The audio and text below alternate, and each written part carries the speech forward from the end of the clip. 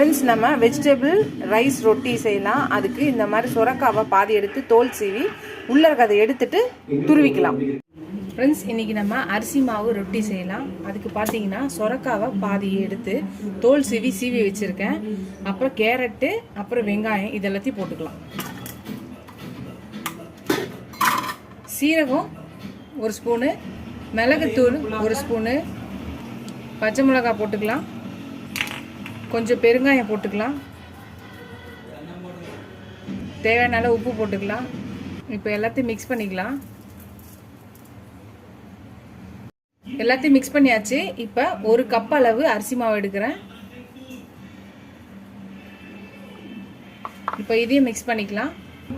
இப்போ மாவு எடுத்தோம்ல அதே கப்லேயே 1 கப் தண்ணி எடுத்துக்கலாம். கொஞ்சம் கொஞ்சமாக ஊற்றி கொஞ்சம் திக்காக எடுக்கலாம். ரொம்ப தண்ணியாக கரைச்சிடக்கூடாது.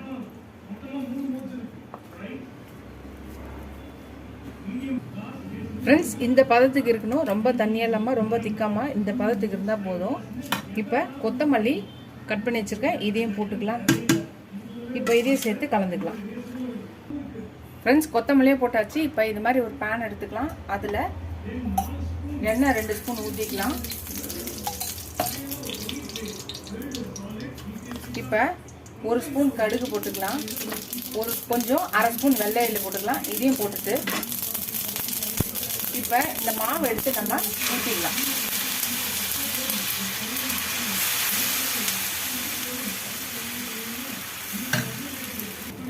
மாவு ஊற்றியாச்சு. இப்போ நம்ம கொஞ்சம் எண்ணெய் ஊற்றிக்கலாம். எண்ணெய் ஊற்றியாச்சு. இப்போ தட்டு போட்டு வேக விடலாம். ஒரு 2 நிமிஷம் வேகட்டும். வெந்ததுக்கப்புறம் பார்க்கலாம். ஃப்ரெண்ட்ஸ், நம்மளோட இது வெந்துருச்சு. அரிசி மாவு ரொட்டி இப்போ திருப்பி போட்டுக்கலாம். இப்போ இந்த பக்கமும் வேகட்டும். ஃப்ரெண்ட்ஸ், இந்த நேரத்தில் நம்ம என்ன பண்ணலாம்னா இந்த மாதிரி நடுவில் நான் கட் பண்ணிக்கிறேன். அப்போ தான் நடுவுலையும் வேகும். அந்த இடத்துல வெந்துச்சுன்னா நல்லாயிருக்கும். நல்லா முறுமுறுன்னு வெந்திருக்கும். எண்ணெய் ஊற்றிக்கலாம்.